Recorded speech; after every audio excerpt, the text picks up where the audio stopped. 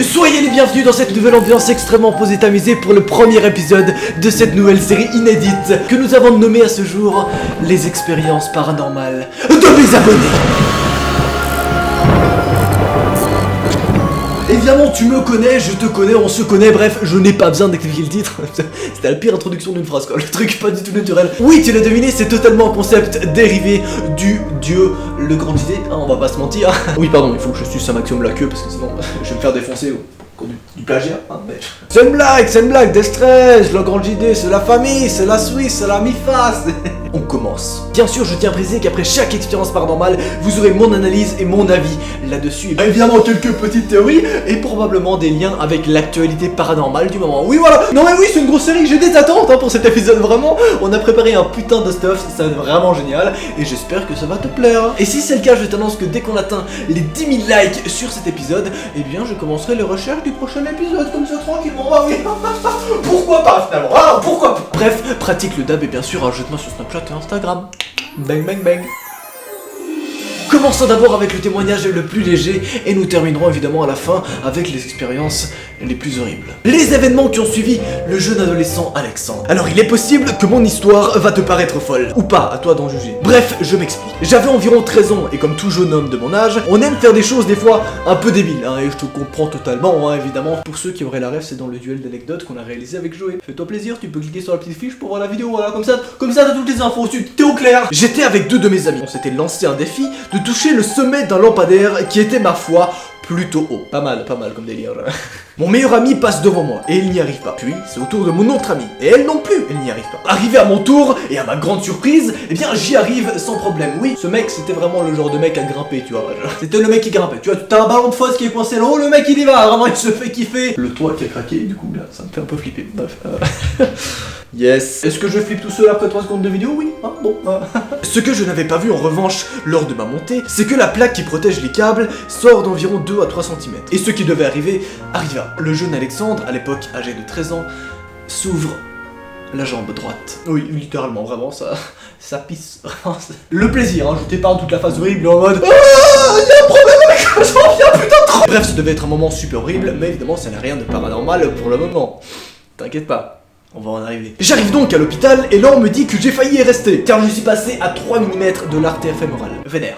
Clairement vénère. Mais c'est là que les choses commencent à se gâter et commencent à prendre une petite tournure extrêmement paranormale et extrêmement flippante. Sur le coup, je n'avais pas réalisé, mais la veille de mon accident, il devait être environ 23h minuit, au fond de mon lit, au moment où j'étais en train de m'endormir, faut savoir qu'il avait un lit de type château fort, tu sais, pour les enfants, mais en mode, t'as un gros truc et t'as une petite porte pour entrer dedans, tu vois, enfin c'est pas une porte, mais enfin t'as des petits rideaux pour entrer dans le lit, enfin c'est genre une petite grotte stylée, j'ai toujours rêvé d'avoir ça, enfin on a tous toujours rêvé d'avoir ça, sauf pour les événements qui vont suivre, hein, clairement. Ce soir-là, donc la veille, j'ai cru apercevoir une silhouette blanche. Je me frotte les yeux et je n'en croyais pas ce que j'avais vu. Avec stupeur, je revis cette femme, tout vêtue de blanc et me fixait avec insistance, comme si elle voulait me dire quelque chose, mais qu'elle n'y arrivait pas. Ça a duré à mon sens au moins 1 heure, mais tu sais qu'évidemment avec le stress, ça devait être beaucoup plus rapide. Ça c'est lui qui le précise, hein, c'est pas moi, mais je le dis comme si c'est une... Enfin bon, t'as compris, on casse pas les couilles là. Oh, laisse-moi te raconter la suite s'il te plaît. Bon, parce que là, je sais que t'es en train de parler, t'es en train de bouffer ta pizza et tout, non mais arrête de manger 2 minutes. Ah, déjà tu me regardes dans le... Viens pas.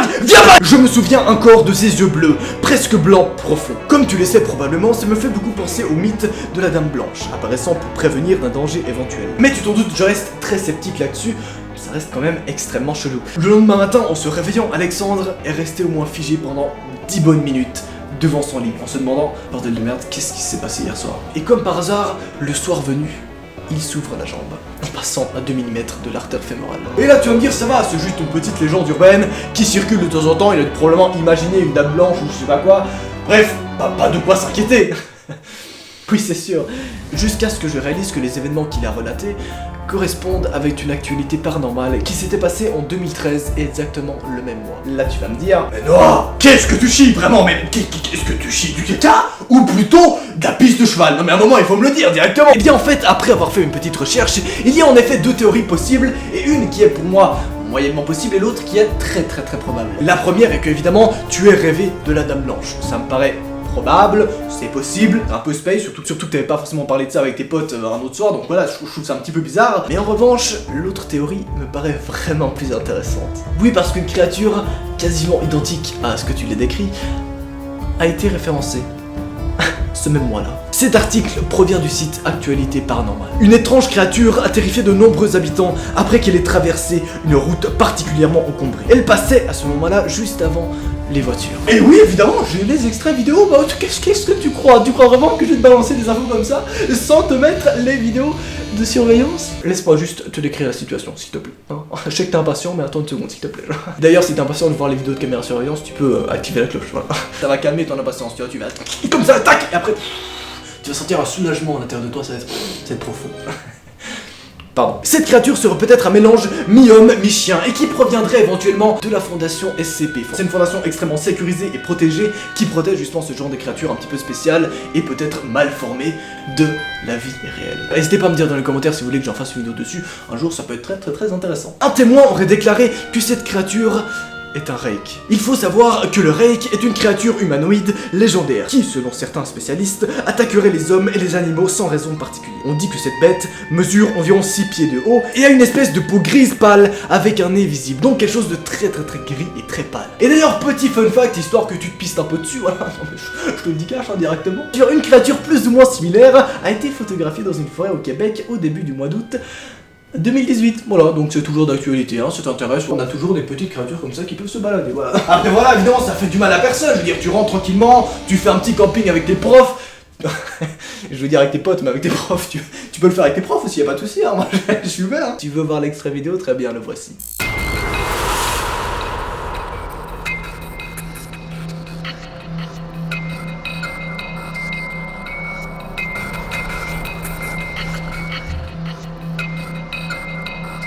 Oui, c'est crade, c'est clairement crade.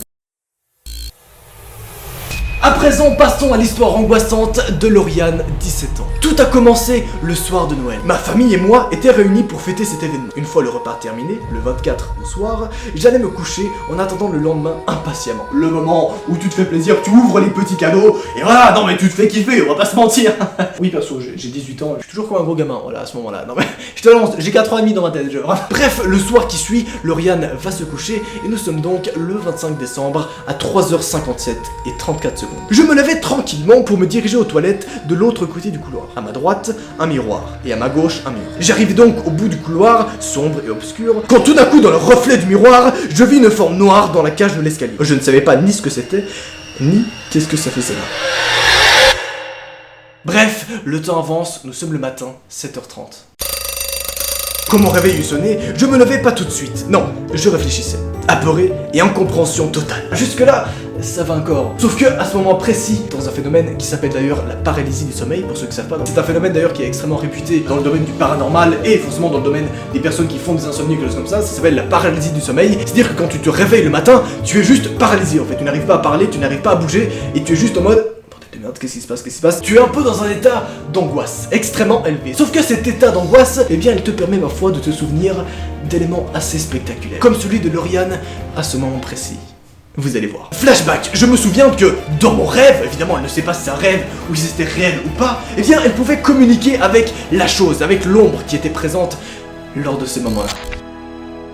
Son crâne s'apparentait à une sphère parfaite, sauf au niveau de son front, qui était en avant de 5 ou 10 cm. Ses bras étaient longs de 2 mètres à peu près, et ses jambes très courtes. Et c'est à ce moment précis qu'elle lui pose cette question. Pourquoi maintenant? Puis pourquoi ici? Et enfin, pourquoi moi? Et cette chose me répondit via des voix très angoissantes et très mystérieuses, les éléments suivants en anglais. You don't need... Allez, l'anglais, non mais... On va le faire en français, d'accord? Je vais vous traduire directement, ça va être plus simple. On va pas se casser la couille, hein? J'en ai qu'une seule. C'est une blague, j'en ai tranquille. L'ombre répondit donc ceci. Tu as pas besoin de savoir, tu as seulement besoin de comprendre. Surtout, reste calme et ne dis rien à personne. Et depuis ce jour, Lauriane n'a eu aucune nouvelle. Là, tu me regardes en mode, Noah, explique-nous des informations, donne-nous des nouvelles, je sais pas. Et bien, dans ce cas précis, plus ou moins la totalité des informations peuvent s'expliquer via le phénomène de paralysie du sommeil que je vous ai raconté précédemment. C'est-à-dire que il peut arriver, en effet, que dans une paralysie du sommeil, tu te souviennes d'événements, mais il peut également arriver que ton cerveau passe en mode bœuf. Ton cerveau passe en mode, ah ouais, bœuf, tranquille, j'adore inventer les histoires. Bref, donc, c'est possible que dans cet état de paralysie du sommeil, eh bien, tu aies tout simplement imaginé ce genre d'événement sans forcément te rendre compte. Mais, bien sûr, c'est pas sûr. D'ailleurs, ce qui me fait un peu flipper, c'est ce que tu as décrit correspond assez bien à d'autres créatures paranormales qu'on a pu référencer, mais que je vais pas vous montrer dans ces vidéos tout simplement, parce que ça, je l'ai déjà fait dans ces vidéos qui s'appellent Ces créatures existent vraiment, et c'est un premier épisode dans lequel je te montrais directement des créatures et des mythes du monde réel. Je suis un mec qui fait des recherches comme ça, oui, non, oh, ça taffe ici. Alors par contre, là je t'avoue que ces prochains événements, oh, tu vas probablement pas dormir en les entendant. Mais je te le dis cache, voilà, c'est un moment où tu veux prendre ta couverture et la mettre sur toi et vraiment te passer en mode cocon, tu peux. Je te le dis ouvertement. Parce qu'après tu seras protégé, sous ton duvet t'es protégé, t'inquiète pas. C'est faux, désolé. Les événements qui ont suivi l'histoire de Damien. Laissez-moi vous raconter ces courts événements réels qui datent d'il y a déjà 3 ans. À cette époque, je vivais encore dans un appartement. Parce que oui, déjà il faut savoir que Damien n'est pas un adolescent de 16 ans ou 17 ans, non, Damien a 23 ans. Autant te dire que là déjà, le mec est sérieux, tu vois que le mec il blague pas, tu vois que le mec il est là, il est imposant, il pose son flot. Oui, ça fait partie des événements qui vont finalement te... Voilà, ça c'est le geste que tu vas faire quand tu vas entendre l'histoire. Pas du tout. Je me plaisais fortement dans cet appartement. Moi qui aime bien me faire peur, un soir avant de me coucher, je me suis maté un film d'horreur des plus effrayants. Et la nuit, sans trop m'inquiéter, j'ai fait un drôle de rêve. Dans l'appartement, pour descendre en bas du bâtiment, on devait prendre un ascenseur. Et là, je ne sais pas quel était mon but dans le rêve, mais dans celui-ci, je sortais de mon appartement comme si je partais le matin au travail. Du coup, j'appuie sur le bouton de l'ascenseur, il ne faut pas oublier que l'ascenseur a un miroir, et là, l'ascenseur s'ouvre. Moi, j'étais debout, mais mon reflet dans le miroir était complètement allongé, comme si on m'avait assommé. Le lendemain, heureux d'avoir vu que c'était un rêve, eh bien Damien fait un malaise dans l'ascenseur. Oui, c'est pas une putain de blague. Dites-moi vraiment ce que vous en pensez, c'est possible que ce soit un rêve prémonitoire, mais s'il y a des spécialistes, j'aimerais vraiment connaître la raison de cet événement. Holy fucking shit. Là, c'est le moment où tu peux penser à la totalité des rêves flippants que tu as fait, et tu peux potentiellement te dire que tu vas peut-être un jour vivre ces événements. Et ce qu'il faut savoir, c'est que le concept de rêve prémonitoire est clairement pas un concept qu'on devrait prendre à la légère. Car oui, beaucoup d'événements en lien avec les rêves prémonitoires ont malheureusement été prouvés, où vraiment tu as des gens qui ont posé un putain de témoignage complètement correct et complètement crédible, et qui prouvent bien qu'on a eu affaire à un rêve prémonitoire. Bref, tu déstresses un petit peu, tu actives un petit coup la cloche comme ça, pour déstresser. Et bien sûr, tu prends 2 ou 3 popcorn pour entendre mon avis là-dessus. Eh bien, je t'avoue que je suis extrêmement intrigué par ces événements-là. D'un côté, parce que putain, c'est beaucoup trop crédible, et d'un autre côté, parce que ce sont des événements qui se sont vraiment passés. Parfois, on a vraiment eu des rêves prémonitoires, on a vraiment eu des cas exactement comme les tiens, où vraiment des personnes ont rêvé être évanouies sur le sol, le lendemain, eh bien, ils s'évanouissent réellement dans le sol. Et ça, c'est vraiment quelque chose de vérifiable, et c'est vraiment ce genre de témoignage qui est réel. Alors, je sais pas du tout si toi, tu l'as vraiment vécu, ou si tu t'es basé du coup sur un témoignage qui est réel, mais dans tous les cas, c'est beaucoup trop intéressant. Est-ce qu'on se ferait pas une dernière petite expérience paranormale pour terminer ce premier épisode faramineux, juste je commence, d'accord. Il faut d'abord noter que l'expérience qu'a vécue Romain est vraiment assez choquante. Ah non mais je te le dis cache, voilà. Après tu en fais ce que tu veux. Tu as envie de jeter cette information, tu la jettes. Tu vois, tu la prends, tu la jettes. Eh bien Romain nous envoie dans un premier temps ceci. Salut Noah, mon histoire paranormale s'est passée quand j'avais 3 ans. Mon père est mort 1 an avant. Oui, ça ce sont des faits réels et tu peux malheureusement pas les nier, et tu as bien sûr toutes mes condoléances. Et bien depuis très longtemps, et nous avons d'ailleurs contacté des psychiatres, des psychologues et plein de personnes qui pouvaient éventuellement m'aider dans ce domaine, mais ça n'a malheureusement pas vraiment aidé au sens que ça n'a pas résolu le problème, mais au moins il sait peut-être que c'est ça, et ça le rassure limite de se dire que son père est éventuellement là. Car oui, voici la suite des événements. La nuit, assez souvent, depuis très longtemps, je sens une présence. Mais je me rendors facilement, car je pensais à l'époque que c'était mes doudous. Jusqu'à là, tu vois, il prenait ça à la légère. Vraiment, il était là en mode, ça va, c'est tranquille, c'est plutôt chill. Jusqu'au jour où il se lève le matin, et il explique ceci. Le lendemain, je me suis réveillé, et mon frère a dit à ma mère qu'il a senti l'odeur de mon père. Ma mère, également. Et évidemment, lui, également. Aïe. Là, c'est éventuellement une hallucination collective, mais c'est assez rare, hein. Je vais pas faire de blagues sur les sons non, ça va, hein, bon, voilà. Ils ont d'ailleurs aussi ressenti une présence, sauf que un seul élément est vraiment étrange. Tous les jouets et tous les nounours de ce jeune homme se sont retrouvés sur le plancher au milieu de sa chambre, sauf qu'évidemment, il n'y avait pas touché, et d'ailleurs, il les avait pas sortis des boîtes. C'était un peu comme si, je sais pas, il y avait une corrélation entre les dimensions spectaculaires du turfu, et ce soir-là, les 2 dimensions ont bugué, et il s'est retrouvé à jouer avec les jouets que son père l'avait offerts. Parce que oui, les seuls jouets qui se sont retrouvés sur le plancher, eh bien c'était les jouets que son père lui avait offerts. Jouets auxquels le jeune garçon n'y touchait plus depuis la mort de son père. il y a eu un petit bug dans la Matrix, tu vois, la Matrix elle a fait comme ça et d'un coup, hop là, petite corrélation entre les deux atomes. Très très sympathique, mais j'aimerais vraiment savoir ce que vous en pensez. Donc si vous avez des théories sur ce témoignage, n'hésitez pas à le dire en commentaire, surtout que j'ai vraiment trouvé aucun témoignage identique et aucun événement qui aurait pu se produire qui était exactement pareil au tien, donc je me suis dit, c'est peut-être un cas unique, mais j'en sais rien, si ça se trouve vous avez vraiment plus de connaissances que moi, donc faites-vous plaisir, n'hésitez pas à débattre dans les commentaires, ça me ferait très plaisir. Bien sûr, je te rappelle qu'à 10 000 likes, je lance instantanément les recherches du nouvel épisode, et si tu veux avoir des petits bonus sur ces témoignages-là, je t'invite bien sûr à me suivre sur Snapchat et Instagram, je raconte plein de petites histoires là-dessus, bref, fais-toi plaisir. Évidemment, comme d'habitude, tu connais la recette, parce que oui, c'est une recette. Si tu flippes un petit peu ou alors que tu n'arrives pas à dormir, je t'invite à cliquer sur ton écran pour regarder un autre épisode dans 3, 2, 1, allez, salut!